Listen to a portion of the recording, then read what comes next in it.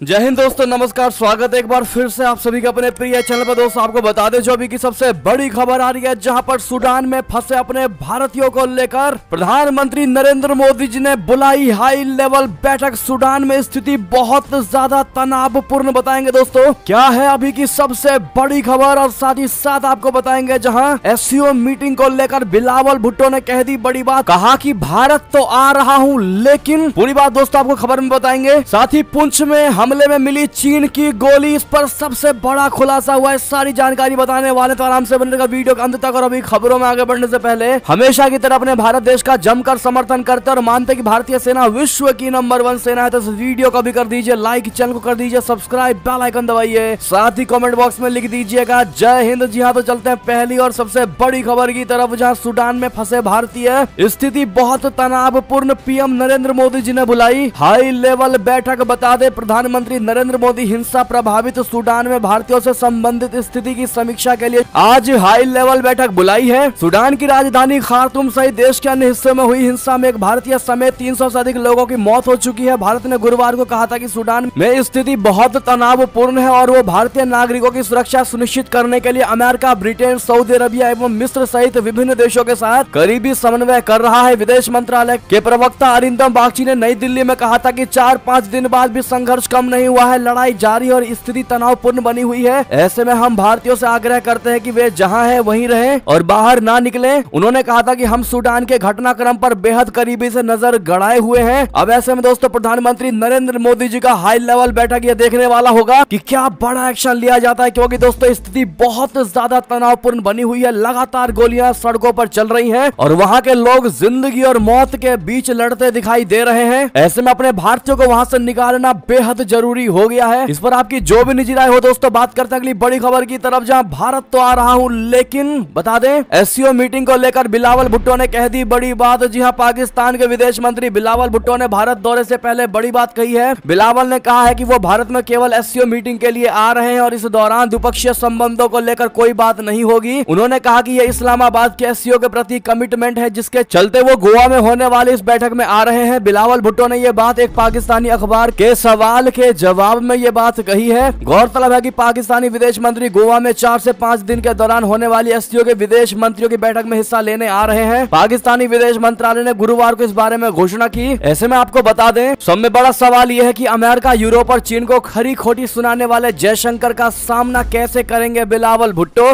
भारत के विदेश मंत्री जयशंकर जी के दो टूक बयानों की वजह से अमेरिका, चीन और यूरोप भी बैकफुट पर रहा है। मार्च 2023 में चीन के विदेश मंत्री किन गांग दिल्ली आए थे, जहां जयशंकर जी के साथ द्विपक्षीय वार्ता हुई थी। वार्ता में जयशंकर जी ने चीन को कहा कि 34 महीने से भारत चीन सीमा पर असामान्य स्थिति बनी हुई है। चीन से बातचीत तो हो रही है लेकिन सीमा पर हालात नहीं सुधर रहे। यानी कि जयशंकर जी जब भी अपनी सच्चाई के साथ किसी से बात करते हैं दोस्तों, और उन देशों को आईना दिखाने की कोशिश करते हैं, खरी खोटी सुनाते हैं। अब ऐसे में बिलावल भुट्टो कैसे सामना करेंगे विश्व के सबसे लोकप्रिय विदेश मंत्री जयशंकर जी का? आपको क्या लगता है दोस्तों? अपनी राय आप लोग कमेंट में जरूर दे दीजिएगा। साथ ही साथ अब बड़ी खबर की बात करते हैं इसी से जुड़ी, जहां जवानों की शहादत का बदला ले मोदी सरकार। पुंछ हमले पर भड़की शिवसेना, बोली बिलावल को न आने दे भारत। बता दे जम्मू कश्मीर में एलओसी से सटे पुंछ जिले के भिम्बर गली इलाके में गुरुवार यानी 20 अप्रैल को एक सैन्य वाहन पर आतंकी हमला हुआ था। हमले में 5 भारतीय जवानों की शहादत हो गई थी। शिवसेना यानी उद्धव बाला साहेब ठाकरे गुरुवार 21 अप्रैल को सैनिकों के हमले को लेकर भड़के हैं। हमले का विरोध करते हुए जम्मू कश्मीर शिवसेना यूनिट ने जम्मू में जोरदार प्रदर्शन किया। प्रदर्शनकारियों ने पाकिस्तान के झंडे और हमले की जिम्मेदारी लेने वाले पाकिस्तान प्रायोजित आतंकी संगठन जैश ए मोहम्मद PFF के पुतले फूंके। सैनिकों ने पाकिस्तान पर जोरदार प्रहार कर भारतीय जवानों की शहादत का बदला लेने की वकालत करते हुए जैश ए मोहम्मद के PFF और पाकिस्तान के खिलाफ जोरदार नारेबाजी की। साहनी ने कहा कि पाकिस्तान सीधे युद्ध में भारत से 3 बार हार चुका है। बता दे पार्टी प्रदेश प्रमुख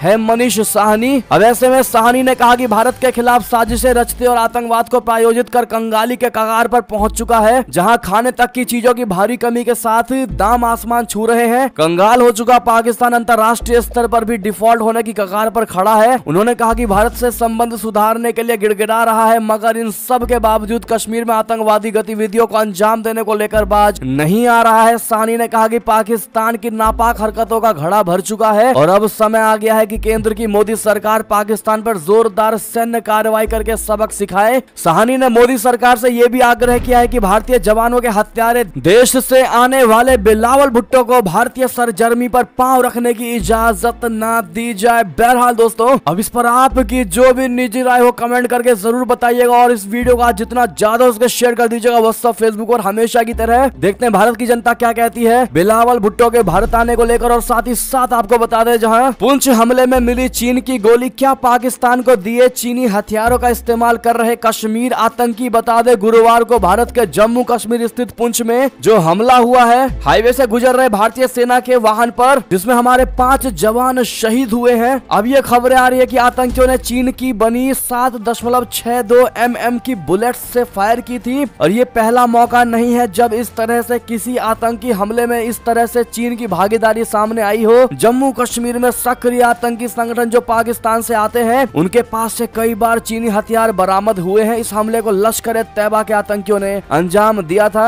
इससे पहले भी दोस्तों कई बार चीनी हथियारों का भंडाफोड़ हुआ है, पकड़े गए हैं चीनी हथियार। बता दें कि चीन पाकिस्तान को हथियार सप्लाई करने वाला सबसे बड़ा देश है। साल 2022 में आई सिपरी की रिपोर्ट में भी इस बात की पुष्टि होती है। और अब दोस्तों इन्हीं चीजों को देखते हुए सबसे बड़ा सवाल यही है कि क्या पाकिस्तान को दिए चीनी हथियारों का इस्तेमाल कर रहे हैं ये आतंकी। ऐसे में इन आतंकियों के बौखलाहट की भी सबसे बड़ी खबर निकलकर सामने आई है, जहां पर भारत इस साल G20 समिट की अध्यक्षता कर रहा है। इसके तहत अलग अलग जगह बैठकें होने वाली है। इसमें 2 बैठकें श्रीनगर और लद्दाख के लेह में होंगी। लेह में 26 से 28 अप्रैल और श्रीनगर में 22 से 24 मई को बैठकें होनी है। इस बैठक से पहले हमला करके आतंकी संदेश देना चाहते हैं कि कश्मीर में हालात सामान्य नहीं है। इन दोनों बैठकों को लेकर पाकिस्तान भी आपत्ति जता चुका है। हालांकि भारत ने पाकिस्तान की आपत्ति को यह कहते हुए खारिज कर दिया कि जम्मू कश्मीर और लेह भारत का अभिन्न और अटूट हिस्सा है। ऐसे में आतंकियों के मंसूबे भी साफ जग जाहिर हो गए हैं दोस्तों। अब ऐसे में भारत सरकार क्या कदम उठाती है और क्या कदम उठाने चाहिए, आप लोग सुझाव जरूर दीजिएगा। चलते हैं अगली खबर की तरफ, जहां चीन से निपटने के लिए भारत बना रहा है नई सेना जिसका नाम है रॉकेट फोर्स। बता दे 2 साल पहले देश के पहले चीफ ऑफ डिफेंस स्टाफ दिवंगत जनरल बिपिन रावत जी ने चेतावनी दी थी कि चीन की आक्रामकता बढ़ती जा रही है। चीन ईरान और तुर्की के साथ मैत्रीपूर्ण पहल के बाद जल्द ही अफगानिस्तान में कदम रखेगा। जनरल रावत ने सभ्यताओं के टकराव के सिद्धांतों का हवाला दिया था और पश्चिम देशों के मुकाबले इस्लामी दुनिया के साथ चीन के बढ़ते संबंधों का भी जिक्र किया था। उसी दौरान रावत ने रॉकेट फोर्स का भी जिक्र किया था। अब चीन से बढ़ते खतरों के बीच भारत रॉकेट फोर्स बनाने की तैयारी में है। भारत के रक्षा